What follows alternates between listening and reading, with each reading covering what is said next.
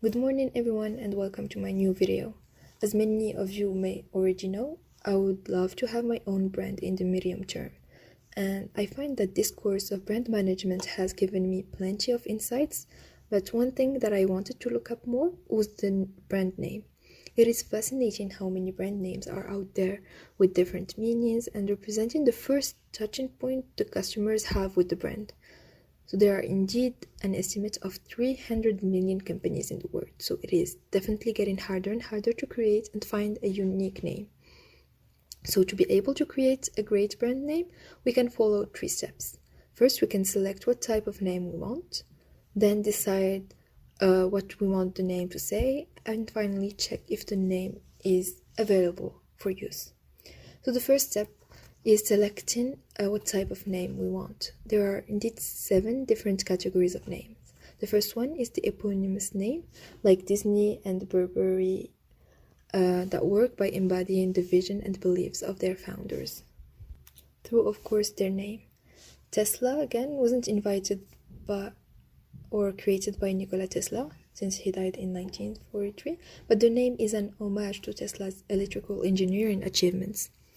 Another type is descriptive names like American Airlines and the Home Depot that work by telling us exactly what the company does. We can find also acronyms of descriptive names that are more strategic, like KFC. There is an acronym for Kentucky Fried Chicken because fried chicken didn't sound too healthy. And we also have the Hong Kong and Shanghai Bank changed to HSBC to help the bank expand globally. Other names like Uber and Slack are taken from a dictionary and suggest attributes or benefits. So Uber literally means an outstanding example. So it works well for a company with big, broad, bold ambitions.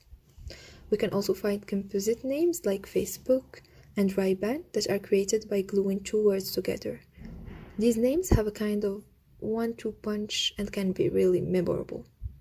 We have again invented names by changing, adding or removing letters for impact like Kleenex and Pinterest because it's so hard to find real world companies.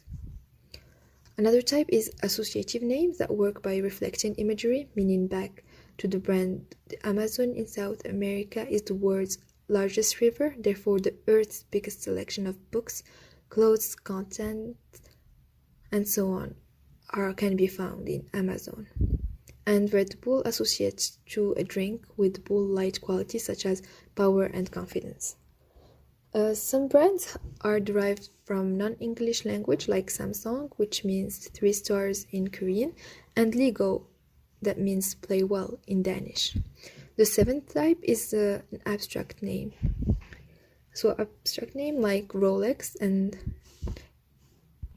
Encoder, these names have no intrinsic meaning, but instead rely on the power of phonetics to create really powerful brand names. The second step is to decide what we want the name to say. So it's tempting to create names that talk about who created them or what we do or where we operate, but the best brand name don't describe or they stand for a big idea, or the ones that translate into emotional appeal. So for example, Nike stands about winning, and Google comes from the math term that one with 100 zeros after it, so that it's a really big number that helps support the company's really big original vision to organize the world's information.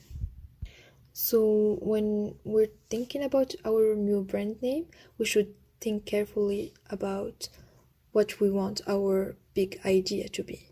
And finally, we need to check if the name is already taken. Of course, it is harder and harder to find available names, but we should not forget to check if the name doesn't mean anything negative in another language or countries, especially if we want the brand to grow and expand internationally. Thank you guys for watching my video. I hope it was informative and see you in my next one.